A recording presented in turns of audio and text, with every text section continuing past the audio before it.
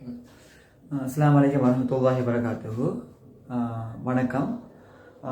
மற்றும் ஒரு காணொலி சந்திப்பில் மிக்க மகிழ்ச்சி. இன்றைய காணொலியில் ஒரு எண்கோள வினா ஒன்று பார்ப்போம். அண்மையில் நடைபெற்ற பரீட்சையில் இடம்பெற்ற மிக கிட்டத்தில் நடைபெற்ற பரீட்சையில் இடம்பெற்ற ஒரு வினா உண்டு. இந்த எண்கோள வினாவில் முக்கியமாக இலகுவான வினா உண்டு. இந்த இலகுவான வினாவை நம்ம எப்படி செய்யுது என்பதை பார்ப்போம். ஒரு விஷயம் இங்கே இந்த எண்கோளத்தை பார்த்து வளமையாக நல்லா கவனிக்கணும். நான் வளமையாக கிளாஸில் சொல்கிறது, இந்த எண்கள் ஏறு வரிசையில் போக மாட்டான். அதாவது எண்கள் ஏறு வரிசையில் போக மாட்டான். ஏறு வரிசையில் போக மாட்டான். என்ன செய்யணும்?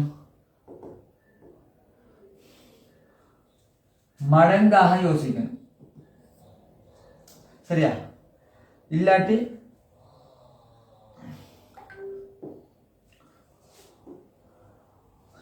பெருக்கலாக யோசிக்கணும்.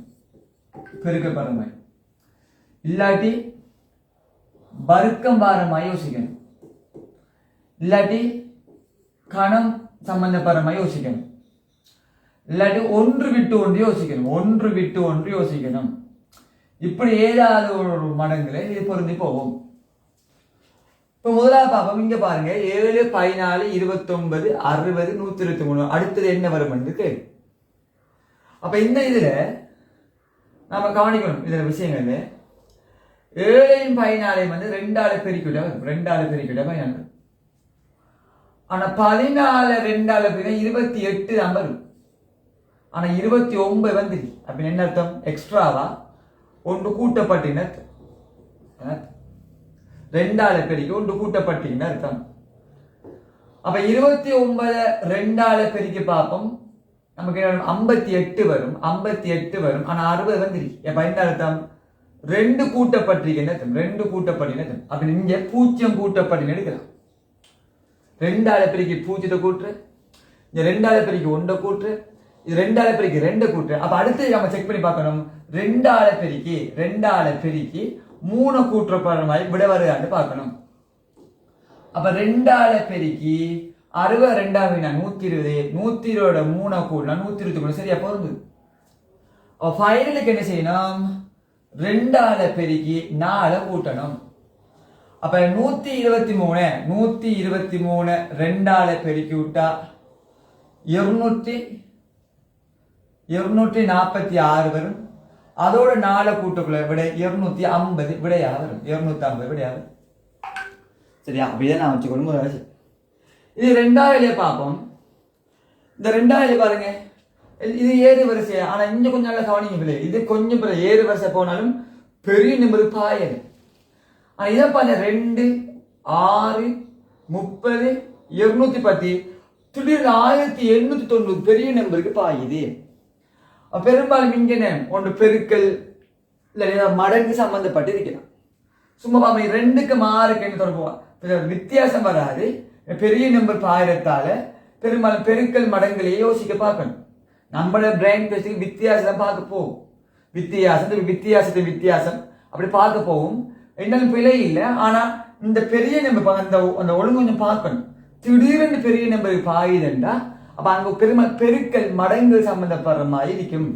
அப்ப 2ஆல நம்ம பெருக்கல யோசிமே 2 3ஆல பெருக்கிட்டா 6 5ஆல பெருக்கிட்டா 30, 30 7ஆல பெருக்கிட்டா 210, 210 9ஆல பெருக்கிட்டா 1890 வரும். அப்ப என்ன? ஒற்றை 3 5 7 9 அப்படி என்ன அந்த இதால பெருக்கப்படுவது. அப்ப அடுத்த ஒற்றை என்ன? 11. அப்ப அடுத்து நம்ம 11ஆல பெருக்கும் பொழுது 1890 11ஆல பெருக்கும் போது உங்களுக்கு 20,790 விடையா வரும். நீ பெருக்கி பாருங்க, 20,790 விடையா வரும். சரியா? அப்ப இதுகள் என்ன நான் வச்சுக்கணும் முதல் அவசியமாக. இனி அடுத்தது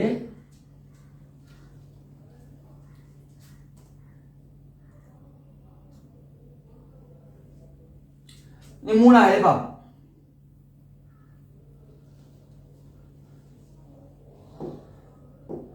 3ஆவது பாருங்க, 4 11 25 53 109.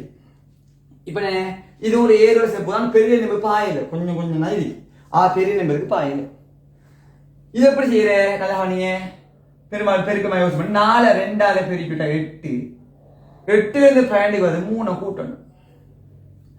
11 2ஆல பெருக்கிட்டா 22. 22லேருந்து 25 வருது 3 கூட்டணும். 25 2ஆல பெருக்கிட்டா 50. 53 வருது 3 கூட்டணும். அப்ப 2ஆல பெருக்கி 3 கூட்டணும். 53 2ஆல பெருக்கினா 106. அதோட 3 கூட்டினா 109. இப்போ லாஸ்டா விடைக்கு பாதி என்ன செய்யணும்? 109 2ஆல பெருக்கி 3 கூட்டணும். அப்ப 109 2ஆல பெருக்கும் போது நமக்கு என்ன செய்யும்? 218 வரும். அதோட 3 கூட்டிட்டோம்னா 221 நமக்கு விடையாக வரும். இப்போ 3ஆவது ஆன்சர் 221. 4 பாருங்க 1 2 6 24 120. இதை இந்த இப்படி பண்ண அடிக்கடி வாரு. இந்த பண்ண அடிக்கடி வாரு. சரியா? இந்த மட்டும் அடிக்கடி எக்ஸாம் நிறைய எக்ஸாம் வந்துடி. இதை பாருங்க எப்படி பாருங்க. இதன் பெருக்கமா யோசிப்போம். என்ன கொஞ்சம் 4 24 24 120 பெருக்கமா யோசிப்போம். 1 2 2 2 3ஆல பெருக்கினா 6. 6 4ஆல பெருக்கினா 24. 24 5ஆல பெருக்கினா 120. அப்ப 120 6ஆல பெருக்கி விட்டா 720 விடையாக வரும். 720 விடையாக வரும். அப்ப இதை விடையை மார்க் பண்ணிக்கணும். கடைசியிலே பார்ப்போம். 1 5 14 30 55. பெரும்பாலும் எல்லாமே 7 வருஷம் இருக்கு. அப்ப எல்லாம் 7 வருஷம் என்ன மாதிரி அந்த பெருக்கல் வித்தியாசம் அப்படி என்ன மடங்கு அந்த மாதிரி வர்க்கம் இப்படி நம்ம யோசிச்சு பார்க்கணும். அப்ப இங்க காணுங்க 1 வருது 5 வந்து 5 நாம தெரியும் அந்த நம்பரை பாசிக்கு விளங்கணும். 4 சதுரனுக்கு பக்கத்துல 14 9க்கு பக்கத்துல 30 25 சதுரனுக்கு பக்கத்துல 55 49 சதுரனுக்கு பக்கத்துல ஒரு சதுர எண்பாரம் நிறைவர்க்க எண்பாரம் யோசிக்கணும். அப்ப யோசிப்ப இங்க 1 வர்க்கம் உண்டு.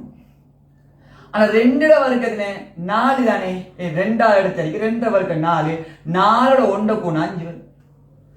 அப்ப என்ன இருக்குது இதை பார்ப்போம். அப்ப 3 வர்க்கத்தை 9.